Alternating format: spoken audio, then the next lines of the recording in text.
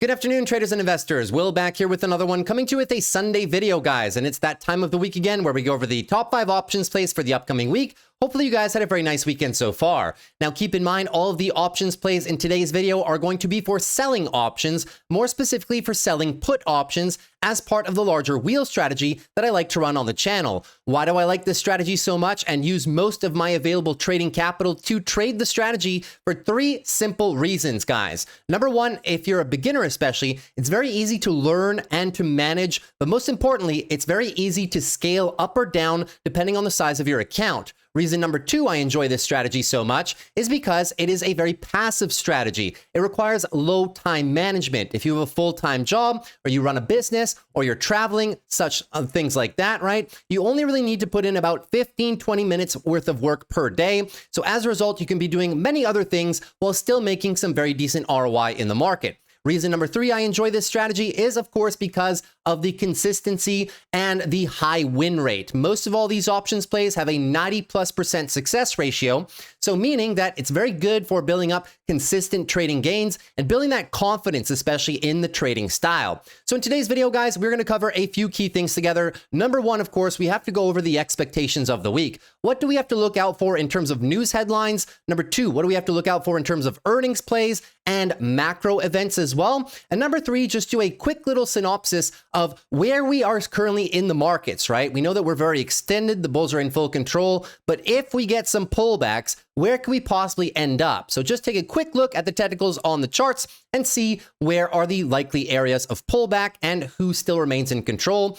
Thereafter, after we're done our introduction and weekly prep, we'll get into the strategy rules. I'll be spending just a few moments on these, but just to reiterate, guys, especially leading into a week where we have a lot of volatility, respecting the strategy rules are very, very essential. And then, of course, we'll jump into the top 5 options plays for the day. Got 5 very nice plays for you. And at the end of the video, of course, I always give you guys some bonus plays. So I'll be giving you guys 10 bonus plays today as well. So make sure that you stick around towards the end of the video if you want to take a look at those. Without further ado, let's jump right into the action, shall we? So in terms of the expectations for the week, well, number 1, we have to take a look at some news headlines. We'd been waiting for a possible trade deal with the European Union, which is something that we discussed on the Friday video when I did the market recap video. And as a matter of fact, we got it over the course of today on Sunday. Trump announcing an EU trade deal with 15% tariffs, which is much better than the 30% tariffs that were previously announced just a few short weeks ago. Here we go. Trump said that the deal imposes a 15% tariff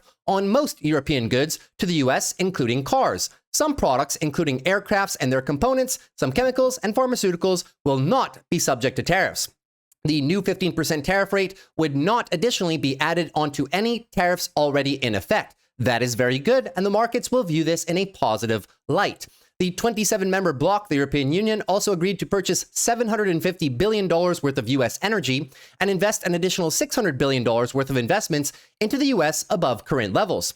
The bloc would also be purchasing hundreds of billions of dollars worth of military equipment, said President Trump, but did not provide a specific dollar amount. So these updates are going to be viewed in a positive light by the market because they are better than the previously anticipated rate of 30%. So that should provide some lift on the S&P and the QQQs possibly, and maybe even some niche sectors as well, leading into Monday at the open. However, the week does not end here. We're definitely not out of the clear. The number 2 thing we have to talk about is the sheer amount of macro catalysts that we have this week, which could bring some volatility into the markets. Number 1, we're going to have to take a look at the JOLTS jobs openings report on the Tuesday session.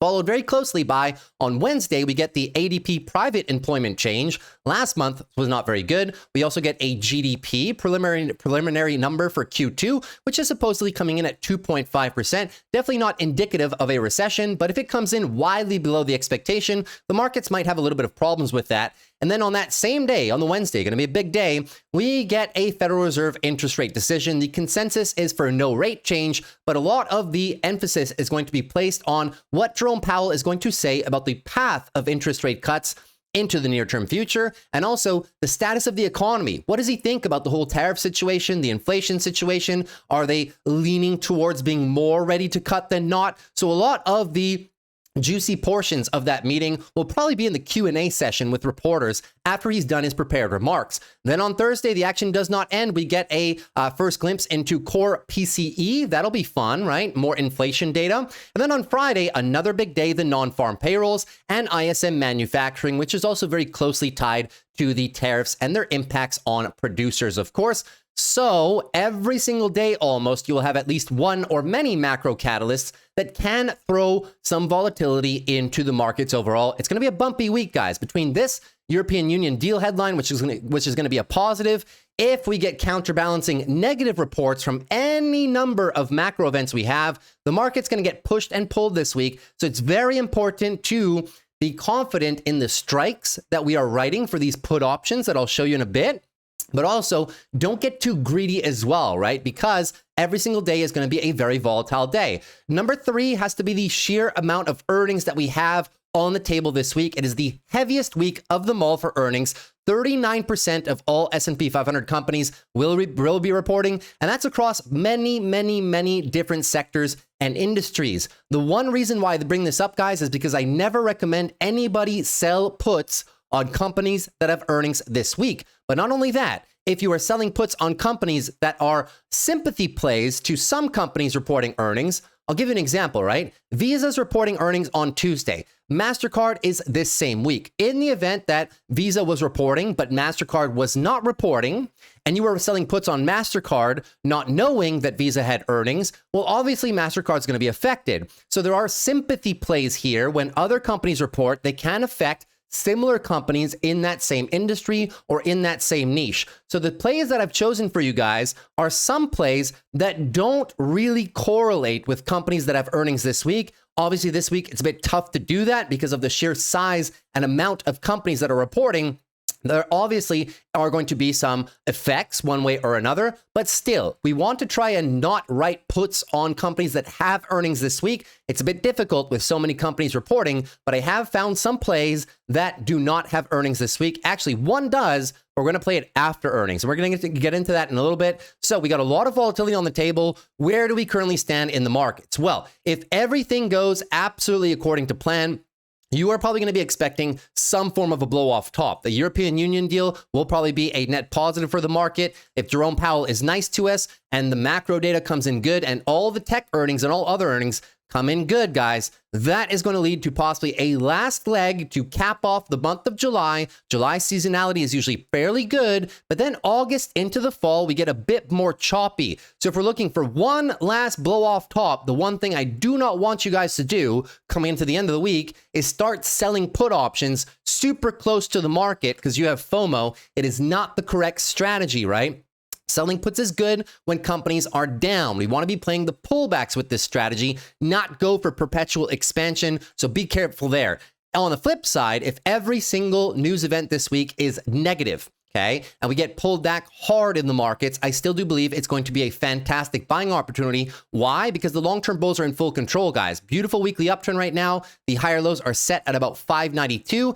Any extension of a pullback here, talking about a 3, 4, 5% pullback on the S&P over the course of the next week or two, in my opinion, will be a buying opportunity. It'll do a wonderful job of cooling down our daily RSI, which is a bit overbought right now. You will result in a daily downtrend, and we got beautiful support below here. Prior all-time high resistance is going to be current support, and the 12 EMA is right there. So in the event we start moving red this week, I'll be a big fan of playing some companies on the respective pullbacks, because we know if we do get a pullback, well, the likely result is probably not going to be this, right? We're probably just going to go shopping for some higher lows. A lot of bulls will want to participate in this region, which is why it's going to be a very attractive opportunity for us to sell some puts into this week. But also, I mean, I'll catch up with you guys next Sunday as well. In the event that the weeks were red, we'll have a phenomenal amount of opportunities for next Sunday's video as well. So that's pretty much your preview for the week. Hopefully you guys enjoyed that. Now let's dive into some of these strategy rules. Now, full disclaimer, I won't be going over every single one of these strategy rules today. As a matter of fact, I'll just give you guys the list. Take a screenshot. But what I do want you guys to know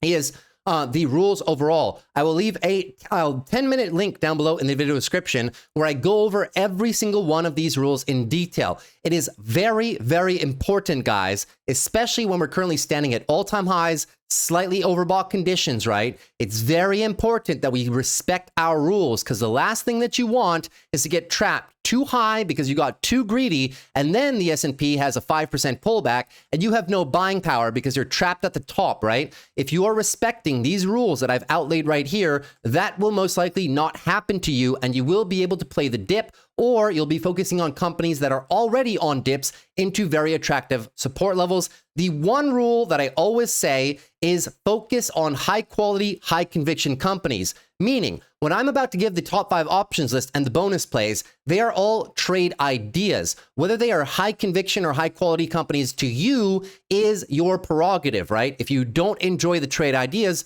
don't play them. But with the plays that I'm going to show you, maybe they inspire you or give you some ideas to other companies that you've been looking at that you deem to be high quality and high conviction. Why does this matter so much, guys? At the end of the day, if you get assigned those shares, you're the one holding them, not me. So you may as well have confidence in the position that you're holding, because the last thing you want to do is hold on to a company that you don't truly believe in. Every day you open your account, you're going to have to see the red, and you're going to have to ask yourself the question, do I still want to stay in this trade or not, right? So they may as well be high quality, high conviction companies. But please, please, please, if you're new to the channel, take a look, guys. It's 10 minutes down below in the video description. The rules are very easy. I explain them one after the other. Today, to save some time, I'll just give them to you. Take a screenshot if you already know them. A lot of people are recurring to the channel. Welcome back, by the way.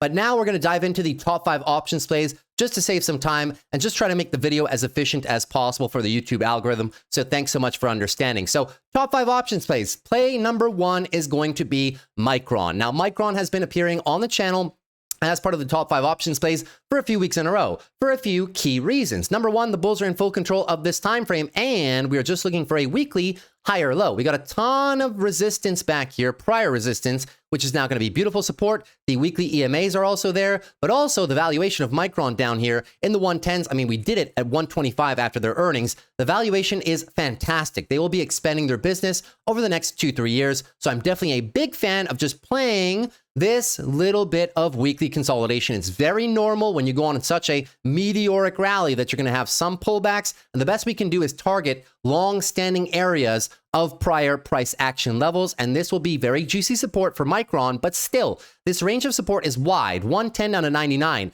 You want to be as low as possible in here to give the bulls the most opportunities to start playing some defense, start bidding up the price, right, before we possibly embark on a next leg higher. So I like Micron in this range. That being said, what is the expected move, right? The expected move for the week is 107.27. We always want to write put options below the expected move. If you don't know where to find it, well, provided, I mean, if you watch my video down below, you'll know, but just a quick refresher, if you don't know where to find these, you can go to barchart.com and just type it into Google, right? Barchart.com, expected move, Visa, MasterCard, whatever stock you want to see, and you'll be looking at the lower bound of the expected move down here. You want to be below this price, whatever the stock you're looking at is. So the expected move on Micron is 107.27. Let's go have a look to see on the options chain, where can we find some short put options below the expected move? And Micron has a decent amount of volatility, so I'll show you exactly where we want to go shopping here. So you can take a look. We're looking for 0.5%. The 0.5% rule is a rule that I derived over the past 6, 7, 8 years of running this strategy. It's the sweet spot. It gives us good ROI, but it also ensures that we don't really have a high risk of being assigned. So there's always a trade-off, right? You sell puts too close to the market, you get some very good premium, but the chance of assignment is very high. If you're too far down on the strike price down here, you're not going to get proper ROI for the capital. So there's a sweet spot, and that is the 0.5% rule, right? 0.5% is very simple, guys. Just divide the strike price here by 2. So half of 105 is roughly 50. You should be looking for 50 cents on the bid. So here we can see that the 0.5% rule comes in at the 105 strike, which is below the expected move. So tentatively, this is a very good trade for the Monday morning session. However, if we drop Monday morning on Micron for XYZ reason, that means that not only will you have some premium at the 105s, but the premiums will drop on the chain here. You may be even able to get the 104, 103, who knows? If Micron comes down 2-3%, maybe you'll even get the 102s. The goal here is to get the lowest possible strike while still being in the support region and still getting 0.5% per week. So for me this week, the strikes that I will be targeting are 105 down to 100, as low as I can possibly get in this range, while still getting my 0.5% rule for ROI. That's trade number one. Trade number two is going to be SoFi. Full disclaimer, this company has earnings on Tuesday morning. Are we going to play it before earnings? No. Well, maybe some of you want to, but it's not what I recommend, but I know some of you are going to anyways. What we're going to be looking for is SoFi after earnings on Tuesday morning, right? So Tuesday morning, depending on what happens to SoFi, this will only be a play if SoFi drops after earnings. Because if SoFi rallies 10%, I don't want you guys start selling puts all the way up here just because it was on my top 5 options list, right? No, if SoFi comes down after earnings, which they have many times in the past, right? They were on a nice rally, they had good earnings, they came down. A few times recently, they had a good rally pushing the highs, they had earnings, they came down. They were pushing higher here, they had earnings, they came down. So it's a bit of a common thing for SoFi. I'm not saying it's going to happen this time. I'm just saying if it does happen, I will be there to play the wheel on it. So the expected move for this week, inclusive of earnings, is 19.43. That's 8% to the downside. The closest support region down here is about 18 to 17. So if SoFi has a drop Monday morning, or rather Tuesday morning after their earnings, we will be able to look at the $18 to $17 region. Now, currently, prior to earnings, right, you will see that the $17 to $18 strikes are paying decently. Once again, I am not recommending anybody does these before earnings. You'll want to look at these numbers after earnings. So for me, after earnings, if we do pull back, I'll be looking for the $18 to $16 strikes. How much money should you be expecting to make on this chain right there? Well, if we're looking for 0.5% at those strikes, you should be looking for about anywhere between 9 to 12 cents for that trade to be worthwhile for you. You can see here that they're paying this, but this is before earnings. We don't want to do it before earnings. Some of you will, and that's completely up to you. I'll never recommend doing it on earnings on the channel. Even if you may see me doing it myself, that is completely up to you, but I won't recommend it. I'll be looking for after earnings as well, 18 down to 16 strikes. And like I said, if SoFi just rallies after earnings, there'll be no trade from me. Okay, so that's trade number 2. Trade number 3 is going to be new hold. And the only reason, by the way, that I'm doing SoFi is because it is earnings on Tuesday morning and you have almost a full week of trading ahead of you, right? It serves me no purpose giving you guys some plays on Apple and Amazon where they have earnings on Thursday, and this is a weekly options video for Friday, right? If anything, if they drop, I'll let you guys know next Sunday. But some of you who are recurring people on the channel, you guys will know. Just watch the support areas for Apple and Amazon. If they go down after earnings, then you'll be writing for the following Friday. But it's a bit out of scope for this video right now. There's just a lot of other plays that we can take a look at. So play number 3 is going to be New Holdings, the Brazilian fintech company. Now, this company is fantastic, guys. They have a fantastic amount of revenue growth, a very good EPS growth factor too. Take a look at the fundamentals of the business, guys. You'll see here that New Holdings is expanding EPS very well. From this year, 2025 through 2028, that is almost 3x in EPS. And in terms of revenue, from this year into 2028, that is a 2x in revenue. So the business is growing very well. The business also has very decent profit margins at the current stage, talking about between 18 to 20%. It's a profitable company, but for the most part, in the last roughly 6 months of time, it hasn't done much. It got liberated from the tariff day. It moved a little bit higher, but we are still trapped in this very wide range of price accumulation that you can see best on the weekly timeframes. That being said, I enjoy playing the lower bound of support down here, $12 to about $11.50. The valuation already here around 13 is pretty good. At 12, it is even better for this very strong company. So that being said, the expected move for the week is $12.30, which is around the 200-day EMA and very close to the same support range that I want to play. This is a bit of a smaller one. So everybody with a smaller account, you guys might be interested in possibly adding this one to the watch list. So take a look at New Holdings right now. We're going to be looking for anything under $12.30. You will see that New Holdings has $0.5 strikes. So you can see here that at $12, there's not much premium there. You would be looking for 6-7 cents for the 0.5% rule. I know it doesn't sound like a lot, but guys, 0.5% is 0.5%. Whether you're trading 10 contracts of this or 1 contract, you're making 0.5% on your capital, right? So don't just look at the dollar amount and say, well, that's not many dollars, right? It's all proportional to how many contracts you're doing.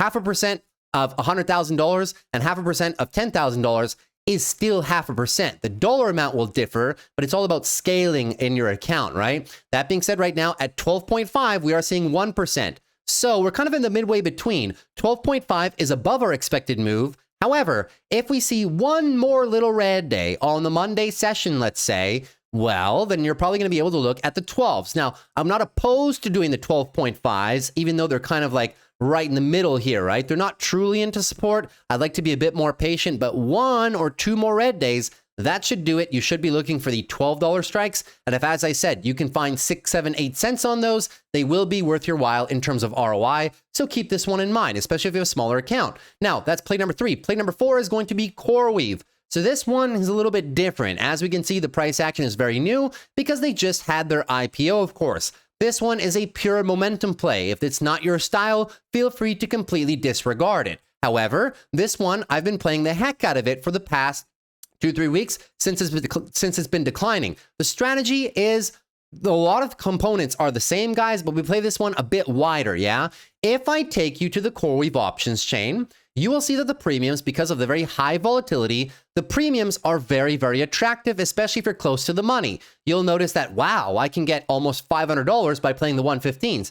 Yeah, well, the problem, guys, is CoreWeave can move 4 to 7% per day, right? So you may think it's juicy for now, but, you know, by the end of the week, this one could be down 10% and you'll be underwater, right? So how you want to play it is not in a greedy fashion, especially if you are respecting my strategy rules. You'll notice that when stocks have higher volatility, sure, the premium closer to the money is very high, but that's not what we want to do. We do not want to get seduced by the high premium. We still want to respect our rules. And the one way we can do that is we try to find how low can I actually go and still get 0.5%. And you can see here we get some tremendous distance on these contracts. The 101 strike is offering about 50 cents. That is 0.5%. Half of 100 is 50. That's how much you need to see on the bid. And that is right there. On the Friday, when this one was dropping early in the morning, you can see right here on the chart, my head's behind it, but let me just move over here. You can see my mouse, right? When it was peak momentum of the drop, you were actually able to find some premiums on the 97s. So pay attention. If CoreWeave, as of right now, CoreWeave is still decent, the expected move for the week is 107.97. So of course the $100 strike is well below that and somewhat into a relevant area of support. I know there's not many, but that's the closest one that we have. As a result, I'll be interested in playing $100 or less. If I get another 4% sell-off day on the Monday session, I'm not going to stay put at $100, guys. If we open on Monday and it's a very volatile morning and the stock comes down 3-4%, I mean, it does every so often, right? I mean, more often than not recently, I will be looking as low as I can get, guys. For me, this week on CoreWeave, it's 100 down to the low 90s. If I can find a $95 strike on a drop, perfect, I'll do that. If I can find 93 for about 45-50 cents, perfect, I'll do that. I'm just looking to play the distance, right? Because from here where we are, let's say we open 4% down, which would be like 112. If I can find a mid-90s, that would be another 15% on top of an already 3-4% down day. The stock can only move so much in one single week, and I would assume that sooner than later, the bears are going to get a little bit tired here, and we're going to start to run into some price support. Right now, CoreWeave's valuation is a lot more manageable than it once was earlier. It's trading for a $56 billion market cap, which, if we take your forward sales, even 2027, right? We're trading at what, like a 3.5 forward price to sales for 2027? Not this year. We're still trading rich. We're trading at like 10, 11 times price to sales. But as we move out further, this company will be making $21 billion in 2028. So as the valuation compresses, I'm looking to continuously play the declines, and eventually we will end up with some form of even maybe daily oversold conditions if the drop does progress into the lower $100 range or sub $100. That's where I would not mind taking assignment of CoreWeave and playing covered calls to get out of that position, because that's the second part of the wheel. And the covered calls, guys, are super juicy. Even if you get a sign and you're off by $5, I mean, let's take the 115s here as a proxy, yeah? If you got a sign last week at 120, you still get 2% for running these covered calls, right? Even though you're $5 away. So you can be off and be assigned and the stock moves further and you need not be too worried, right? There is enough premium on the options chain here that you will be able to write covered calls and manage the position accordingly. That's trade number 4. Trade number 5 is Oscar Health. Now, this one has been making these social media rounds for the better part of the past 2-3 months. It's in the health insurance space, right? So if you are not the type of person that enjoys playing these, because of your PTSD with UNH, or maybe CNC, or maybe Elevance, or maybe Humana, or maybe so many other companies in that space, right? Well, then maybe this one is not for you. But I know a lot of people have been asking me about my impressions on whether or not I'm interested in playing the wheel on this one. And the answer is yes. The answer is yes, because we have a lot of retail interest here, and this may just be the fastest horse in the race. If we do have a healthcare insurance sector recovery, this one arguably can move the fastest. Why? Is that very low market cap right now. Some people will make the argument that price to sales is super cheap. It's a company that trades at about $3.17 billion, and they're going to be generating $12 billion worth of sales. This is true, guys, but this is also true of the entire industry, right? I mean, if you look at Centene Corporation, a very large player, they're trading at a $14 billion market cap. They have $180 billion in sales. That's the cheapest one, right? Still, it's a lot easier to lift a $3 billion company to the upside than it is to lift a company like UNH, which is $250 billion, to make that one 2x, right? So Oscar Health, not a bad play. The entire sector is deeply out of favor, and it can be a volatile proposition, but I figured I should still put it on this list. Keep in mind, though, UNH has earnings on Tuesday, so this one will fluctuate. I mean, CNC had earnings last Friday. Their earnings were a bit of a mixed bag, somewhat closer to a disaster than not, but I digress. Maybe the expectations are so low now that it makes sense to start playing these companies. So just keep that in mind. I know I said that a lot of these earnings plays, I would try to keep them separate as much as I can from earnings that are happening this week, but it's a bit tough, and I figure I should present you guys a company here that's trading at a very low share price, meaning you don't need to commit too much capital to the trade if you don't want to, right? One contract is only $1,400. So I'm not asking you guys to go super heavy on this one, but because it's a stock with high amounts of volatility and it's a stock that's in a very nice support range, almost a 2-year support range at this point, 13 to 14 at the bottom end of that, well, I would rather say that I'm willing to play it here than way up here, right? One of the two makes more sense than the other, of course. So that being said, the expected move for the week is $13.38, closer to the bottom end of support. This company has only earnings in 2 weeks' time, so not this week, the following week thereafter.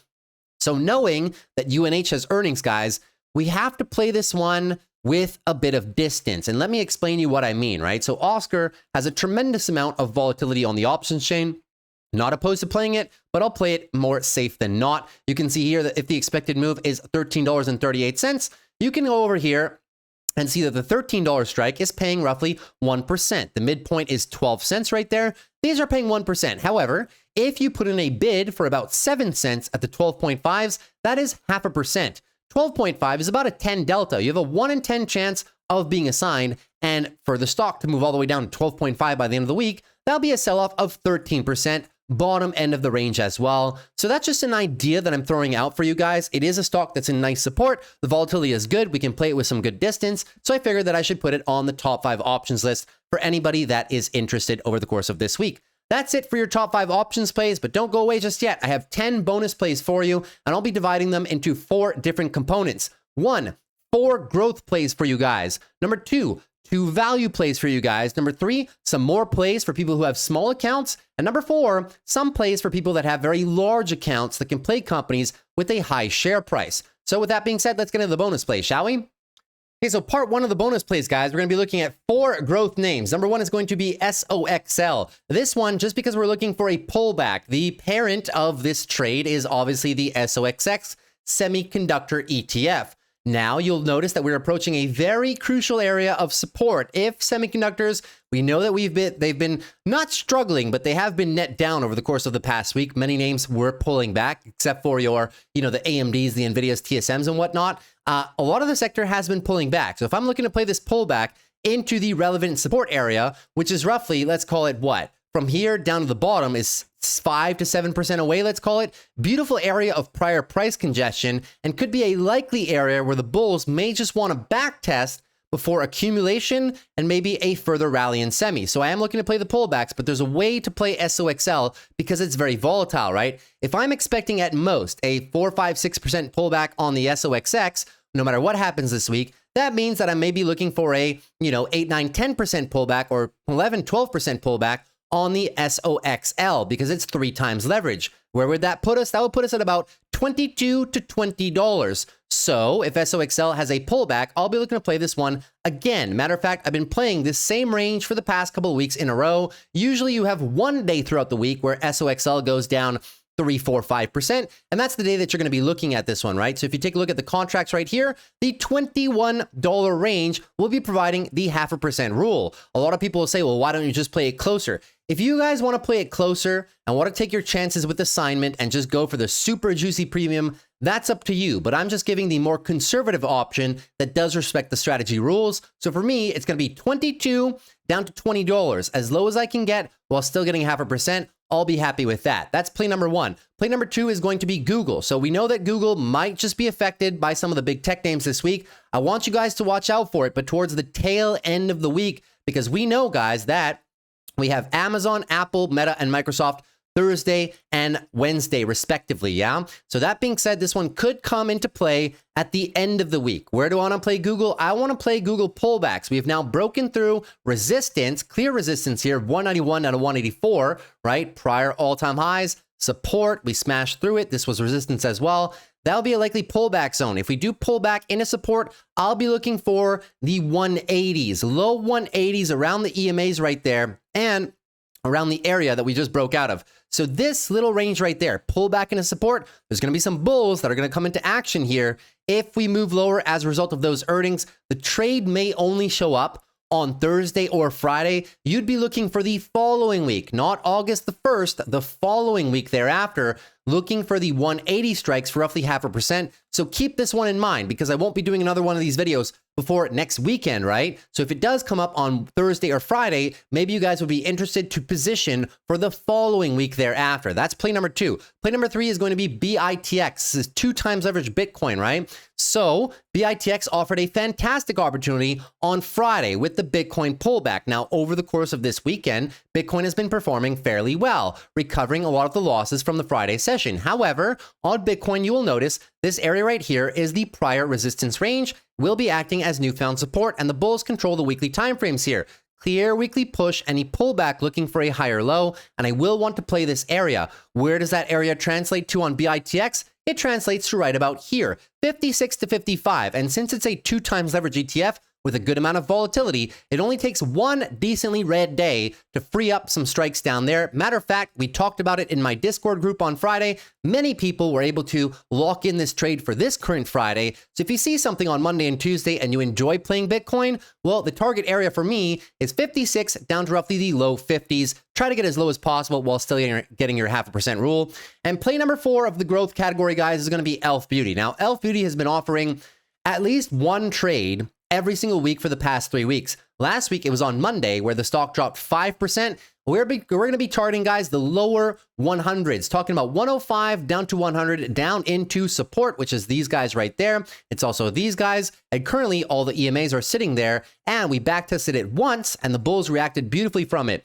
If we somehow see 1 or 2 red days bringing us down into like 113, 112, 111, well, then you should understand that the 105 to 100 strikes probably will be freed up, and I will be wanting to play this as we are only looking for some casual consolidation after a ridiculous rally to the upside, looking for some consolidation, and the fundamentals on ELF around 110 are still quite manageable for the expansion that they will be having over the next few years for some of their brands, right? So that is the 4 growth plays. I mean, there's many more. The problem is a lot of them have earnings this week, right? So I can't really give them to you, or if not, I would. You guys know me, right? Now, 2 value plays. For those of you that don't want to play growth stocks, that you want to balance everything with some value plays, you can play Coca-Cola. Perhaps Coca-Cola, not a bad entry opportunity. They just had earnings last week. That's why they weren't on my list last Sunday, because I was waiting for earnings. They had earnings, and their earnings were not bad, right? That being said, 69 down to 68 is the support range. 68, I would not mind playing some Coca-Cola 68s. They've been kind of holding and hovering around this range since February. So for the better part of the last 6-7 months, let's call it. Not the worst trade in my books to be playing Coca-Cola at 68. You know what you're buying. Very high quality company. And so far they've been managing consumer discretionary spending being low quite well. It's not Coca-Cola's first foray into a weak consumer, right? They've been doing this, guys, since the 1960s, 1970s. They know how to adjust their pricing. Fantastic company, great management as well. So I do not mind playing this monthly high or low attempt into the monthly 12 EMA with about 6 months worth of support. On to trade number 2 as part of the value cohort is going to be XLP. So this is the entire ETF. We've been commenting on the fact that this one has been in a bull flang in a very nice range of accumulation here above 80.7, let's call it, down to about 79.7. This $1 range for a better part of the last, let's call it, 3-4 months since the month of April, right? Very decent price support. The moving averages are there. It's a bull flag. The monthly has been consolidating here for the past year almost. So I'm not opposed to playing XLP, and we have had many pullbacks, guys, over the past few weeks. Many pullbacks into the zone, which free up the $80 strike, right? So for me this week, even 80.5. $80 strikes, not too bad of a proposition. Those are 2 value plays that I thought I should bring forth for you guys. Now, in terms of some more small account plays, number 1 is going to be Rocket Mortgage. Rocket Mortgage was part of the Wall Street Bets meme stock craze, but in all reality, this one has some very solid fundamentals. They just absorbed Redfin. They acquired Redfin. It is now within their brand, and they're also acquiring Mr. Coop Mortgages, which also had their earnings, and their earnings were pretty good. Stock's been performing well. Rocket Mortgage is just consolidating their title as one of the leading companies in terms of online mortgages and just the online real estate marketplace in general with their acquisition of Redfin. As a result, the valuation is not too bad. The company will be growing very well over the next few years. I will show you.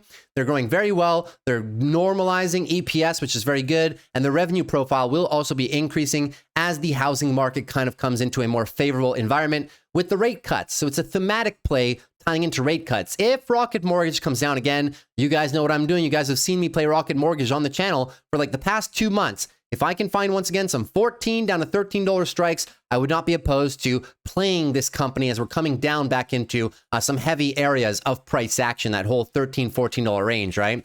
Another one that you may pay attention to if you have a small account, if you like this industry, it is cybersecurity. So cybersecurity, we're going to talk about SentinelOne. The company's price per 100 shares is very cheap, and they have a long-standing support range down here of roughly between 17, let's call it maybe 18 down to about 15 bucks. So we've been hovering here for a while. There's been several opportunities over the past 5-6 weeks.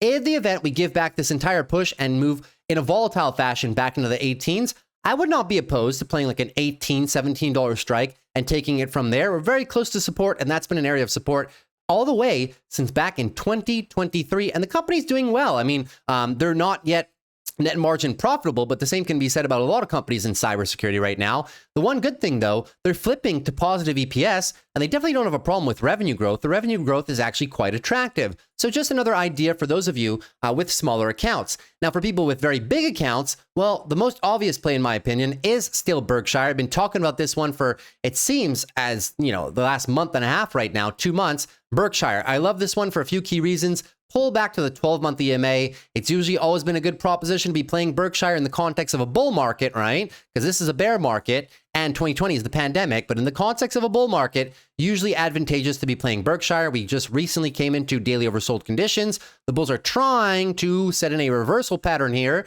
In the event we breach that back down below to the lows, I'm a really big fan, guys. 475 to 470, I will play this location. Is also previous resistance, which is now support. And as I said, several long-standing EMAs are being tested. And this one has been down top to bottom, roughly 12, 13%, and has just been selling off for the past 3 months. It will not last forever. Matter of fact, we're starting to see a little bit of momentum shift. So I want to play it while it's still down here.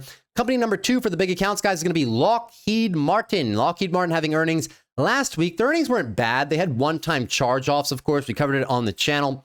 That being said, their earnings pipeline is very lumpy, right? Sometimes they lose contracts because they are given to Boeing. Shout out to President Trump for doing that. And other times they just have a very lumpy sales pipeline, right? Their deliveries, sometimes they manufacture a lot of jets, a lot of missiles, stuff like that. And the profits are not realized in this quarter. They might be realized next quarter. Very solid company for the long term, guys. Nothing bad to say about here. We're coming into a crucial area. Resistance, support, support, support again. You got a 5-year trend line right here. We are below the 200 weekly EMA. Whenever we've played this one at or slightly below the 200 weekly EMA, it's been a good proposition, and that's been the case since 2012. We got a lot of historical things coming together right here, and the valuation of this company, we covered it after earnings, is pretty good. Nothing bad to say about it. So I'm a big fan of playing Lockheed Martin in the lower 400s, 415 all the way down to roughly 390. That's a very wide region. So in the event you get a few red days in a row coming back down here, you might want to consider playing Lockheed Martin in the lower 400s. and you know you're getting a great company at a great price in terms of historical standards, right? I mean, there's only a very few amount of people have gotten Lockheed Martin at a better price than here, guys. That was these guys in February, these guys in September of 23, and then you have to go back all the way to 2022 to find similar pricing. So that being said, that is everything I had for you guys in today's video. Hopefully you guys enjoyed. If you did, consider dropping a like. Would appreciate it for the growth of the channel. Consider subscribing if you're new. We do these every Monday to Friday. Sorry, those are the daily updates. We do these videos, these types of videos every Sunday in preparation for the upcoming week. If you want to come back to the channel, I do daily market recaps every Monday to Friday. And lastly, if you have any questions, especially on the strategy, feel free to leave them down below and I'll give you my thoughts and try to help you out as best as I can. And last but not least, guys, if you wanted to trade this strategy with myself personally and with our other Discord members, we specialize in this strategy. But not only that, we do a bunch of other trading strategies and long-term portfolio investing, of course, because it's always important to have two portfolios, a trading account and a long-term portfolio. If you're looking for a trading and investing community, you may consider joining ours. In the trading community, you get access to all of my trades, especially all the wheel trades. You get access to all my trades, whether it's the wheel trades, the directional trades like call debit spreads, leap call options, trades with swing trades with shares, everything. Here's all the trades over the course of the past something like 2 months or something like that. I won't scroll forever, but all the trades every week, I recap them all. The green check marks are wins, the red little circles are losses, and the little yellow circles are break-even trades. You get access to all of the trades. Additionally, you get access to our private morning live streams. Every Monday through Friday, I stream for about 2-3 hours at the open. I trade live for the first 30-40 minutes of the day, and thereafter, I take all of your guys' questions on your stocks, your options, your long-term portfolios. So if you're not there, you can always rewatch the recordings. They're always recorded. You can also ask me all of your questions in our chat rooms. I'm very fast to answer throughout the day if you have any questions. Once again, on your stocks, your options, your portfolios, I'm always there to help you guys out as best as I can. You get access to our private videos where I go over many other options trading strategies, some of which I don't put on YouTube, but I keep in there. And also technical analysis videos, fundamental analysis videos, how to grow small, medium accounts, what strategies you should be using per your account size. Anyways, about 13, 14 different educational videos in here. You guys know me, about an hour long each. I go through everything for you guys. Very good value as well in there. And last but not least, you get access to all my watch lists, the watch lists that I use to find all these plays to begin with. But you also get access to all my charts. You can just copy paste all of my charts. Whenever you see support resistance boxes and earnings descriptions, something like this, you can just copy paste all my watch lists, all my charts. It takes 10 seconds and they are yours forever, essentially. So that is also an added bonus. If any of that interests you, the link to the Discord is down below in the video description. That's it for me, guys. See you guys soon. Have a great week in the markets. Take care and peace.